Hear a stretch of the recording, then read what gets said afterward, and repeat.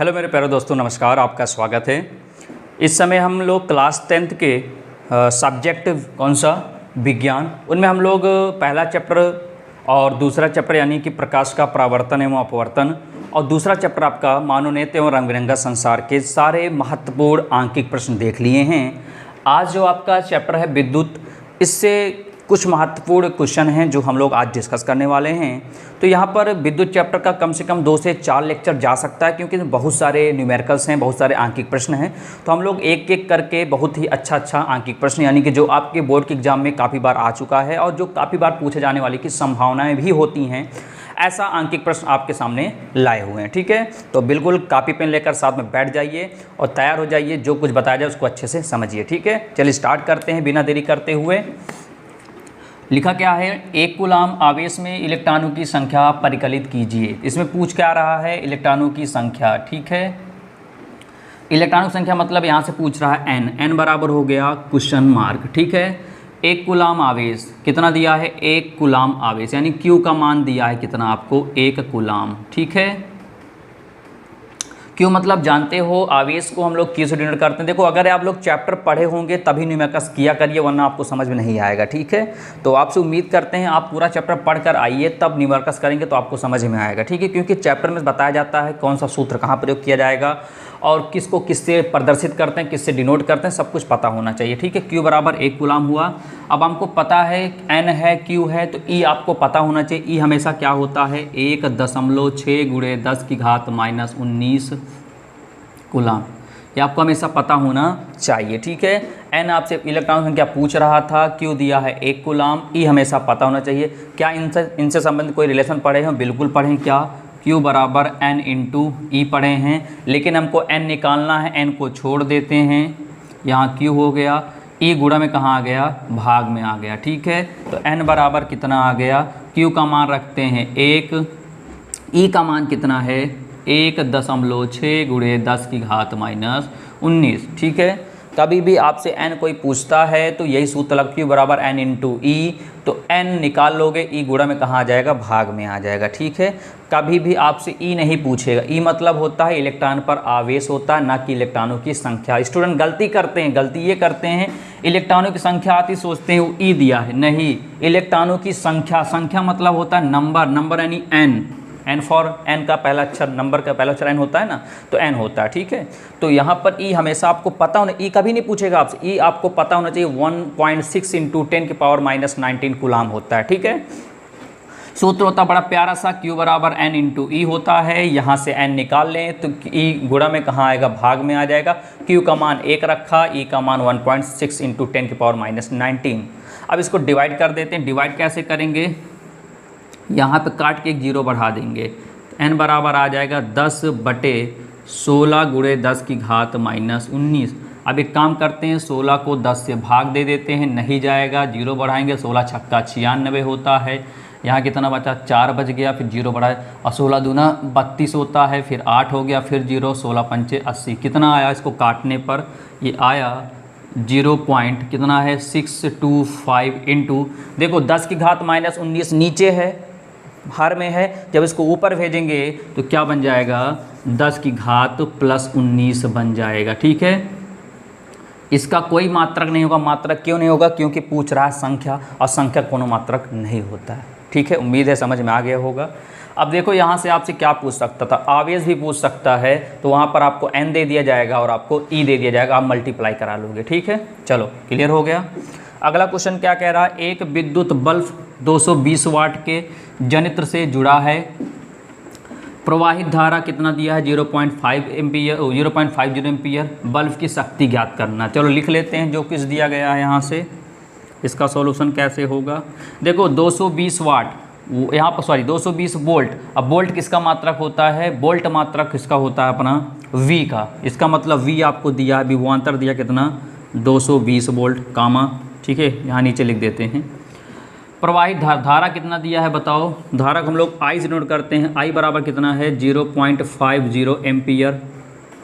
आपको बल्ब की शक्ति पूछ रहा है, शक्ति मतलब होता है पावर, पावर को हम लोग डिनोट करते हैं P से। तो यहाँ पर P आपसे पूछ रहा, P बराबर हो गया क्वेश्चन मार्क। अब क्या मुझे आप बता सकते हैं इनसे संबंधित कोई फॉर्मूला आपको बताया गया है? बिल्कुल बताया गया है। क्या होता है? P बराबर होता है V इंटू आई। ये तो बताया गया है क्या कि वैद्युत शक्ति जो होती है वो वोल्टेज और धारा के गुणनफल को ही वैद्युत शक्ति बोलते हैं। तो P बराबर V का मान कितना है 220 है, गुणे I का मान कितना है 0.50। देखो कहीं पर न्यूमेरिकल्स में प्रॉब्लम नहीं आएगी, बहुत आसान न्यूमेरिकल्स होता है क्लास 10th का। बस कारण ये होता है कि आप चैप्टर नहीं पढ़े होते हैं। अब विदाउट चैप्टर पढ़े डायरेक्ट आप न्यूमेरिकल्स लगाते हो, आप समझ नहीं आता कि ये फॉर्मूला कहाँ से आया, ये कहाँ से आया। और जब आप चैप्टर पढ़े होते हो तब आपको वहाँ पर समझ में आता है कि कौन सा फॉर्मूला कहाँ पर यूज किया जाता है। बात समझ में आ गया? क्योंकि ये वैद्युत शक्ति सूत्र होता है P बराबर V इंटू आई। V का मान दिया है वोल्ट यानी V का मान है, एम्पियर यानी कि I का मान है। तो V का मान 220 रखा, I का मान 0.50। अब इसको मल्टीप्लाई करा देते हैं, हमारा आंसर आ जाएगा। तो P बराबर 20 लिख लिया। चलो मल्टीप्लाई आप करा लीजिए अपनी तरफ से। 5 दूनी 10, हाथ से लेकर 5 दूनी 10 11, 2 अंक पे दशमलव लगा दिया। कितना है P का मान 110। और P मतलब पावर। अब पावर का जो मात्रक होता हमेशा होता है वाट में। क्या होता है? वाट में। कितना आया आंसर इसका? इतना आया। ठीक है, चलिए क्लियर हो गया होगा। नेक्स्ट क्वेश्चन बढ़ते हैं। इसमें दिया है 250 वोल्ट 5 एम्पियर फ्यूज वाले परिपथ में 25 वाट के कितने बल्ब जलाए जा सकते हैं? बात समझ में आया?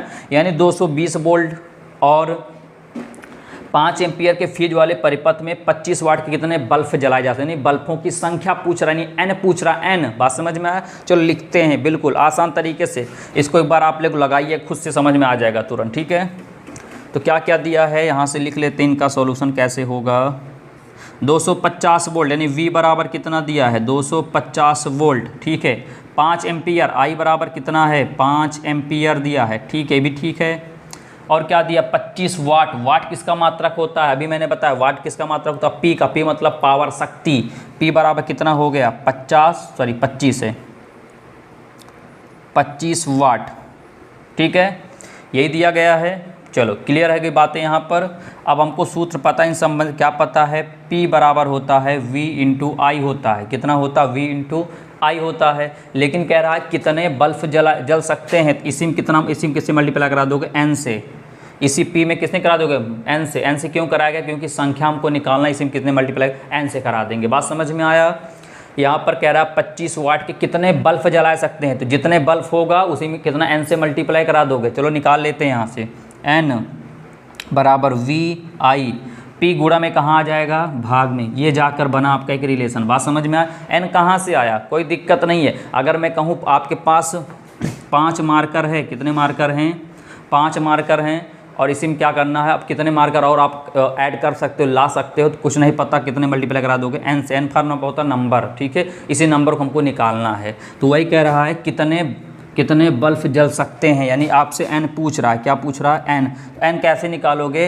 इसी में पीस में किससे कराओगे? N से मल्टीप्लाई करा दोगे। इधर नहीं कराओगे N से मल्टीप्लाई। क्यों नहीं कराओगे इधर? क्योंकि हमसे पूछ रहा 25 वाट के कितने बल्ब, यानी 25 वाट यानी P में मल्टीप्लाई कराना, ना कि VI में। ध्यान रखिएगा, इधर नहीं मल्टीप्लाई करा सकते हैं क्योंकि हमसे पूछ रहा है 25 वाट के कितने बल्ब। 25 वाट, वाट किसका मात्रक होता है? P का। तो P वाले मल्टीप्लाई कराएंगे। ठीक है, N से। तो N बराबर VI। P गुणम कहाँ आ गया? भाग में। मान निकाल लो। N बराबर V का मान कितना है 250 गुणे I का मान कितना है 5, और यहाँ पर P का मान कितना है 25।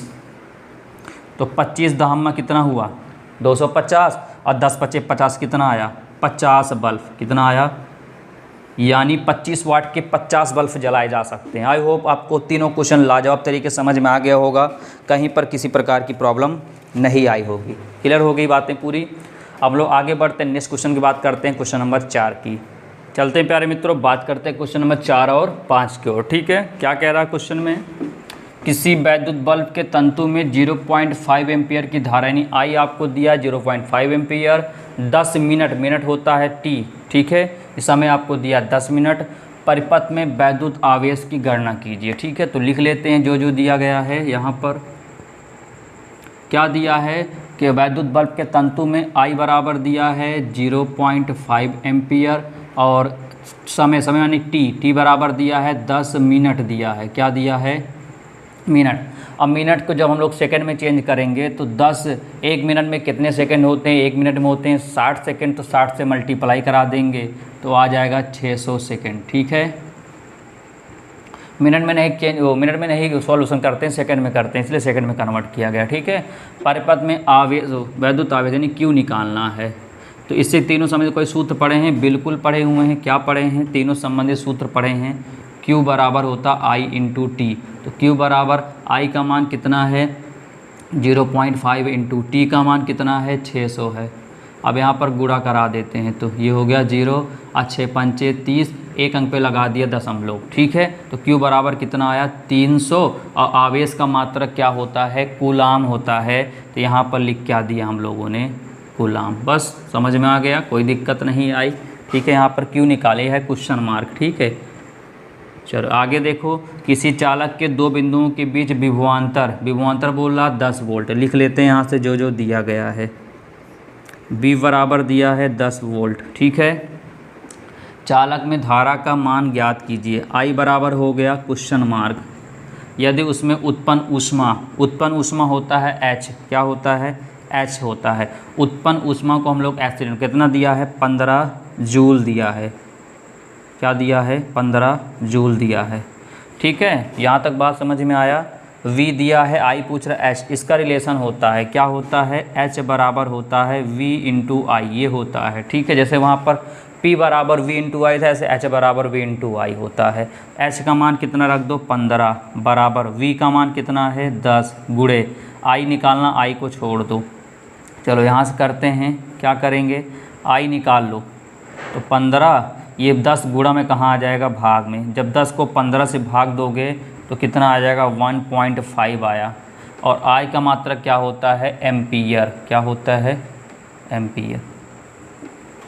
तो उम्मीद करता हूँ समझ में आपको आया होगा, कहीं पर किसी प्रकार की प्रॉब्लम नहीं आई होगी। हाँ, अगर कहीं पर प्रॉब्लम आती है तो आप वीडियो को बैक करके एक बार फिर से अवश्य देखें। ठीक है, तो अगर अभी तक चैनल से नहीं जुड़े हों तो चैनल से जुड़ जाइए, क्योंकि यहाँ पर आपके बोर्ड के एग्ज़ाम के हिसाब से अच्छे इंपॉर्टेंट क्वेश्चन और बहुत ही सरल तरीके से बताने का पूरा प्रयास किया जाता है। बस देखा कोशिश ये किया जाता है कि आपको अच्छे समझ में आ जाए। बस हाँ, चैप्टर पढ़कर आप आया कीजिए, तब आपको समझ में और अच्छे से आ जाएगा। तो कल मुलाकात करेंगे, इसके आगे लेक्चर लेकर आएंगे। तब तक के लिए नमस्कार।